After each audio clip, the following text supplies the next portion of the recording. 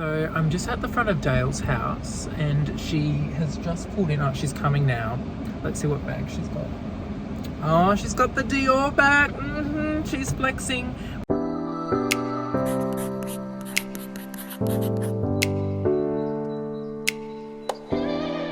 We're literally going to get McDonald's here. Look, she's coming right now. Hi. Oh my god, it's so pretty. Oh my god, You look gorgeous. Oh, thanks, lovely.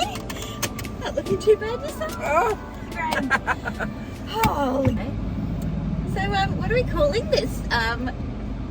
Collab.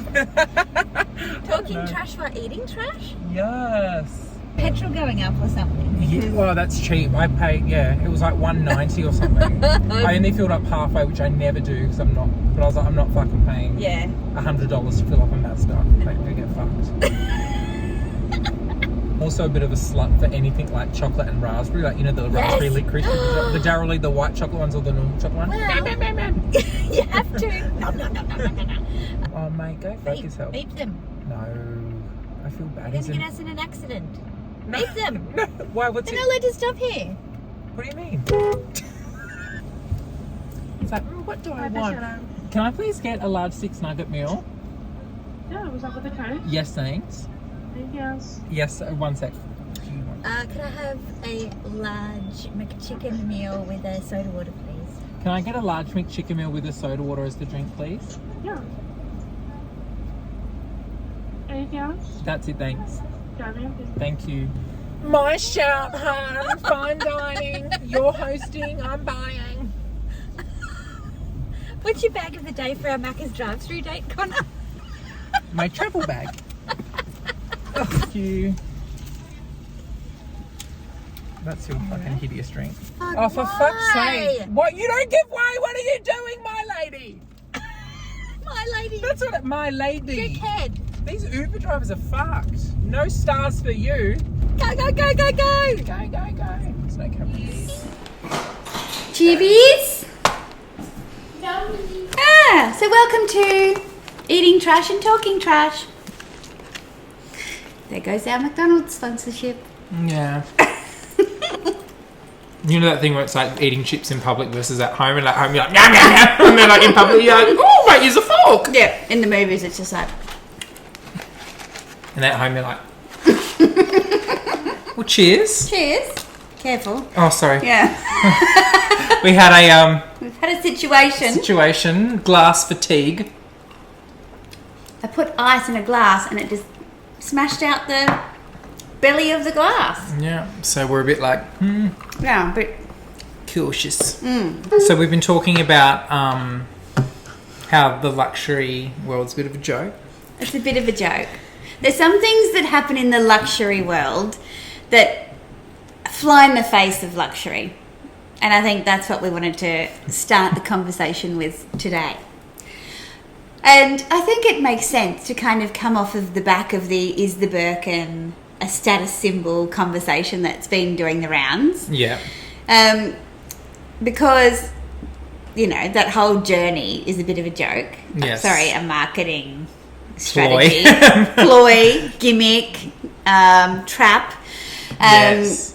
So I guess coming off of that, there's a few things that I think are pretty hilarious about the luxury journey more broadly that make it a bit of a joke. And one of them is this whole concept of, I guess it starts with people talking about how they're intimidated to go into luxury stores because they feel that they'll be judged by the salespeople. I'm like, these are people who represent a brand and their job is to sell. They are not the makers of the pieces. They have power, and this is part of the joke, I suppose, is that the joke is on the people who have the money to buy the things. That they can't. You can't just go and buy things that you want. All the power is in the person who can't even afford to buy it, or who may not even own anything from the brand. Like may not even be a customer of the brand, but yes, which is, I know a few ex-sales associates from brands, and they were like, I just work there. I don't know what this is and how Yeah. important that was.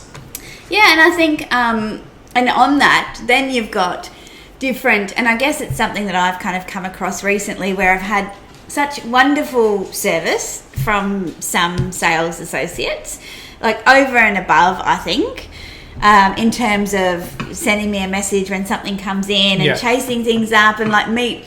And then I say over and above, but is it really like to offer to find it at a different boutique or have it sent in? Like, is that over and above? Was that the Or- expectation? Like, Yeah. you should just do that. And I guess I think it is because I've had to work harder to get other things. And when I say work hard, it's like, do you think you might be able to get that from somewhere else? Do you think you could keep an Yes. eye out for new stock coming in? Yeah. Do you think you might be able to send me a message like, I'm going to be at home all week, I'm happy to come in any time? Yeah. And always trying to put myself in a position where I'm going to be, I'm helping them do their job to help me get what I want. And then pay for it. Yeah, and Yes. and I guess, you know, for me it's kind of rubbed me up the wrong way a little bit recently where I've had texts not replied to Yeah, or yeah. anything, and yet then I have amazing service from Dior recently, also at LV, where a friend of mine said, hey, can you help me out with your LV SA because I don't have one and I really want this hard to get piece, and sent a payment link, hooked her up, and it's done like so quickly. So I just wonder what this whole power dynamic is about. I think it's a bit of a joke in luxury. Yeah, it is a joke. I agree. And maybe there's clients that they want to get certain things. Like maybe they have a client who always buys watches or like homewares or something where they're like, this is my ideal client because they're easy. They buy stuff where I get commission on. They're in and out, or I can put it aside and they can come in and quickly take it. And then there's clients who are just ball breakers and they're like, I'm going to make it harder for this client because... Like me? No, not like you. No. I think anyone would want you as a client. But like, you know, they're they're trying to get like a keyed pouch and they're like the biggest ball breakers ever. They don't buy anything else. They just want... Oh, you know, like time leeches. Yes, yeah. Yep. They want an appointment every time they come in just to like get perfume samples, and Yeah. I think maybe in the defense of like sales associates or people working in that industry, maybe they have to kind of differentiate, or they don't know, like, are you going to be that kind of person where you're just a time waster? Yeah. But I've also heard like different videos where people say, for example, say at Louis Vuitton, there's no, it's not a commission structure. Like, is it at Chanel or is it at Dior or is it at Hermes? Like, I don't know. Do you know? I know at Hermes it used to be individual targets, but now it's like a store target. Yep. So they're like, collectively we have to make this much money. So it's Yep. kind of like everyone's... I'm sure they probably have individual targets, or they would know who's made X amount. But not commission, more for like I a think bonus. Yes. Right, Yes. which is like different. with my job, like we have like ours is like store based, and it's like if we make X amount per financial year, we all get a bonus. Yeah. But it's like I could do nothing and still get it. Yeah, whereas commission is you get a percentage of each sale, Yes. or you get a percentage of the value of a sale, and that goes up in bands depending on how much you sell. Yeah, Like yeah. I've got friends in travel, for example, and they meet a threshold of sales for a month, for example, and then anything between say $10,000 over that, they'll get a certain percentage. Like it might be 5%. Yeah. But then if they make between $10,000 and $30,000 over that, then they might get 7% Yeah, and yeah. whatever. So whereas a bonus is a bit different. It's like, here's a target, meet the target, and it's a fixed amount Yes, of yeah. bonus that you'll get. But I'm just trying to figure out like what is the motivator to sell or not to sell, or try or not to try. Yeah. Like even on the 1st of January, when I went into Louis Vuitton and I had an appointment booked, and I was second in line. And if you haven't seen that video, that's when I unboxed my denim Speedy. And all of the hard to find pieces, somebody was on their days off and had those pieces reserved the night before for someone to come and pick in. Even though they were on their day off, they'd sent them payment links, they were all paid, and they were doing that on their day off.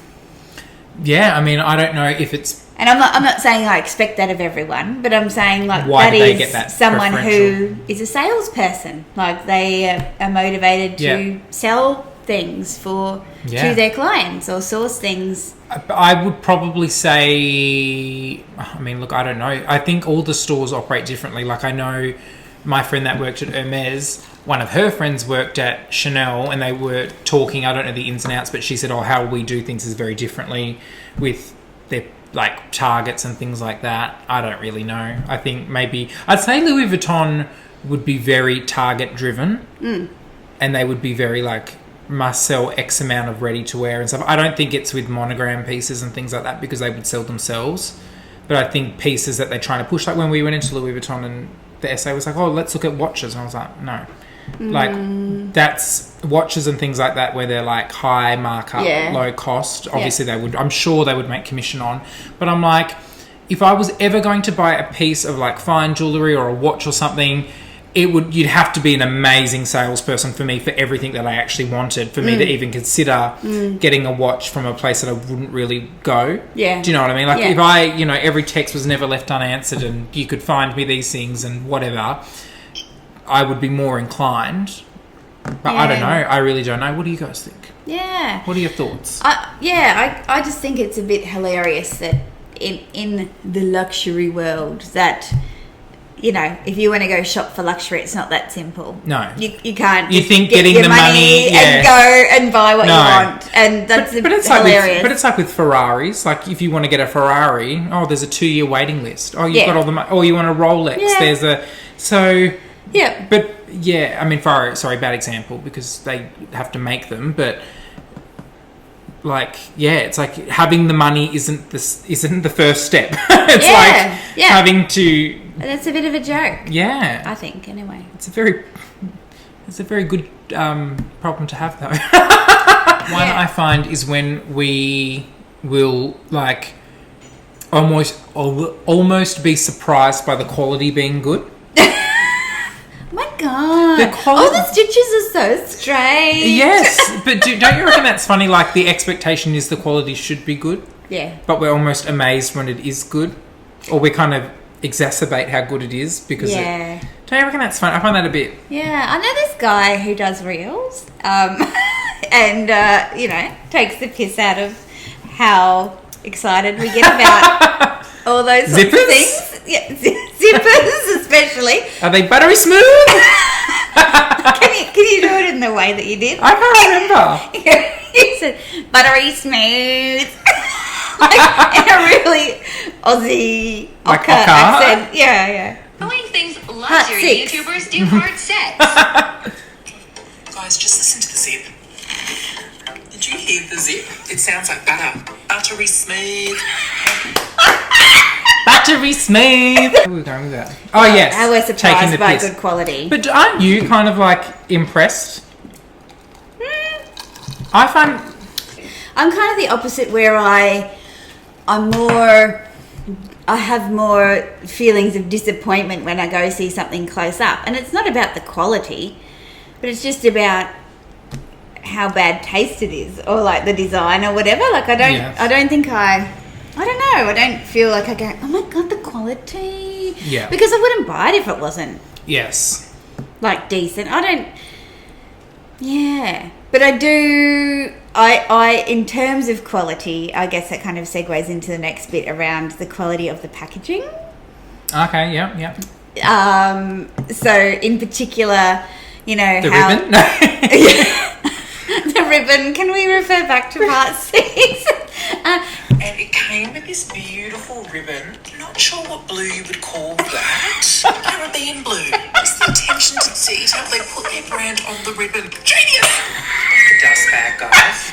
Like Chanel's packaging, for example, the bags. So the shopping bag, but they're sustainable and environmentally friendly. And look, this is going to be controversial. I don't want that in my luxury packaging. I want luxury. Yep. I want the thickest microns of... Is it called microns in paper? I want a dolphin to choke on it if it got lost in the ocean. Why would it be in the ocean? Because we keep it all. That's what what I mean? Like idiots. And I think it's a cop-out to say, oh, but we've got this sustainable approach, so we've got this crappy-ass packaging. Like, that's not a luxury experience, I don't think. It's a cop-out. It is a cop-out. But I'm like, if you're going to do all the damage making the bag, at least make the shopping bag. Exactly. Like, the making of the bag has enough byproducts and environmental issues. Yeah, we're not like, it's not a hemp bag. We're not looking for... This you know packaging what I mean? It's will dissolve in a bath full of water. Yeah. The worst who has the worst packaging in terms of like just shitty quality? Are you talking about like the paper product or the dust bag or the whole? Just all of it. Shopping bags, I think Louis Vuitton have the best ones. As in strength and that? In strength and the quality. Yeah. The Hermes ones, they're on the recycled paper, so it's that bumpy. I don't think they're very good. But the Louis Vuitton... Gucci, it has really lovely packaging. Dust bags. Let down if you're going in that route. Yeah, well, see, my multicolour one was cool because it was all multicoloured. Like, so they do special dust bags for different things. Yeah. But yeah, you're right. The kind of natural fibre ones are a bit meh. But that's fine because Gucci... Fendi's a little bit... Can be a bit meh. Bit how you going. Dior's boxes I love with the bumpiness. Oh, yeah. Anything with texture... Yes. Like, it must be thicker. Yeah. Hard. And so, therefore... correct us if we're wrong, stationery experts, but it must, be, if it's thicker to have texture on it, then... Yeah. Yeah. In terms of the boxes... I don't like Chanel's because that matty stuff... Gets fingerprints and there's always a smudge on it, and the white from the Chanel smudges. Yes. Don't like that. Yeah. And it's a black box with Chanel. You know what? Louis Vuitton could be so much better if they just added tissue paper. Yeah. If they just did a little bit of the va-va-voom that Dior has and Chanel has with the tissue paper, I think Louis Vuitton could be up there for packaging. Yep. Like, it's not to everyone's taste, like a saffron orange and blue and whatever in terms of prettiness, but in terms of luxurious. Yeah. It definitely... Well, I like the current Louis Vuitton packaging a lot more than the brown and black. Yeah, see, I really liked the brown, but I think that, like, I just got into Louis Vuitton with the brown, and I thought that it looked like... and it is quite heavy and very stiff and what have you. Yeah. It was actually very heavy packaging, and I didn't like the orange for a long time. Yeah. Buying things for luxury goods that protect them but then kind of alter the look. Like, this is my biggest grievance, is those handle protectors that... They're more on... I see them on, like, Birkins and Kellys. They're like the wrap. So you put the them... trilly thing? No, they're like Velcro in the middle. They're like a felt. Protect my handles or something they're called. I'll show you. What? Is this like the plastic on the lounge? It's basically, yeah. Does it protect my handles? Oh, dear. I have to Google it.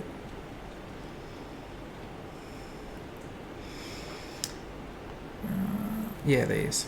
No Sacrifice Bags is like the main company. So you put it on your handle. So it's like they've tried to make them... I'll show you guys.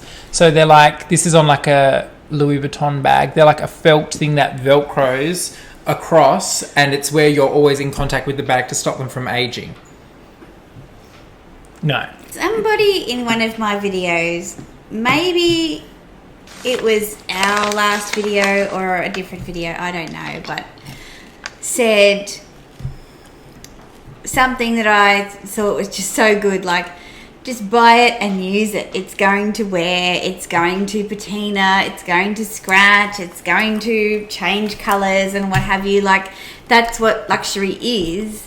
It's not necessarily buying and owning the thing. It's using the thing and getting joy from the thing. The use of it. Yeah. And it's things like that. Well, I tried the stickers and I just, I saw it. I could see it and I'm like, it reminds me of, and a lot of people said in the comments, it reminds you of plastic on the couch. And when you go back to the origins of the plastic on the couch, the handle covers and those sorts of things, it is it's this concept of it's something that you want to keep pristine forever, and so no one's ever really comfortable with it. Yeah. Yeah. It's like you can go into some homes and just go, I don't even know where to sit or what to touch. I don't want to put my drink here or my phone there. But it's like, there's no prize at the end of it for protecting your bag. Like you don't get anything. And I'm all for looking after and protecting are different.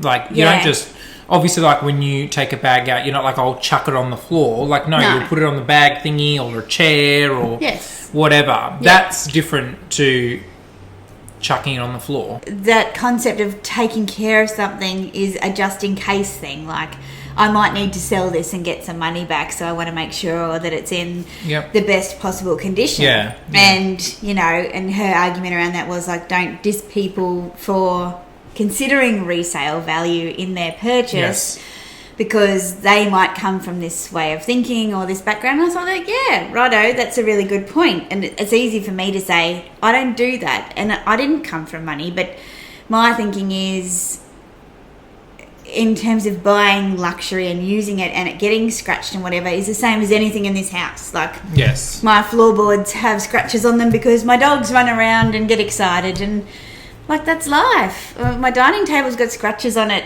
And that means interesting things happen there. Like, that's life. There's a fine line between what people consider use and damage. So, like, scratches on hardware, like, people don't really care about. That's a good way to put it, use and damage. Yes, yeah. So things like on, an S-lock on a Louis Vuitton bag, people don't care that much about scratches. It's $150 to $180 to have it replaced by Louis Vuitton. Oh, and probably 8 weeks. And probably 8 weeks. Yeah. So or to have the vachetta replaced when my the glazing was faulty on my handles. She's like, to have all of the vachetta, all the handles remade, it's $360. So like, that's a lot of money. But if you've had that bag for 6-10 years, and the handles are just like really bad, you're not going to really blink twice at paying $360 for a $3,000 bag. Yeah. Like, so it's all kind of relative. I just look at what can be fixed and what can't be fixed, and then. So that's when I was weighing up getting like the Speedy with all the vachetta. I was like, oh, well, it can get replaced at the end of the day. It's not the end of the world.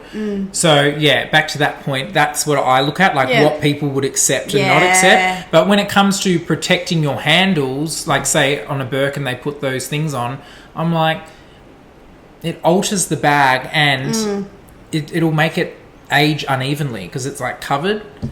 Yeah, something that came up on my recent Q&A was, can you ever see a time when you'd prefer to take a contemporary bag over a luxury bag? Yes, and I think Gwenny asked that question, and then Autumn was like, I think this is a really good idea for a tag, and I think I've said my piece on it, so I've kind of said no. But what are your thoughts around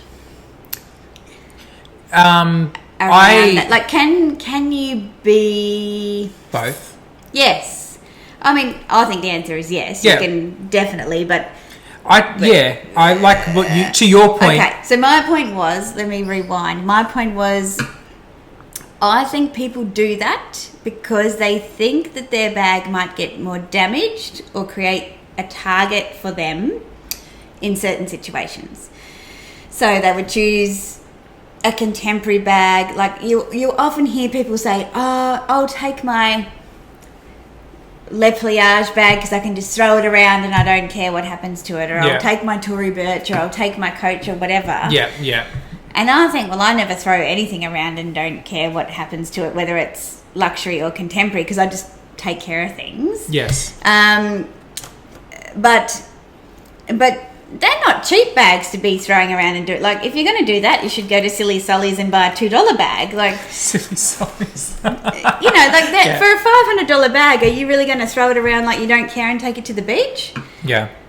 No, I agree. No. I don't know. So for me, I took it as you would only choose a contemporary bag. Like you're saying, in comparison to a luxury price. In comparison to a luxury bag in your collection, if you were worried about it getting damaged or stolen or making you look like a target if you were in an area where, you might be a target for theft or something like that. It was sus or whatever, yeah. Yeah.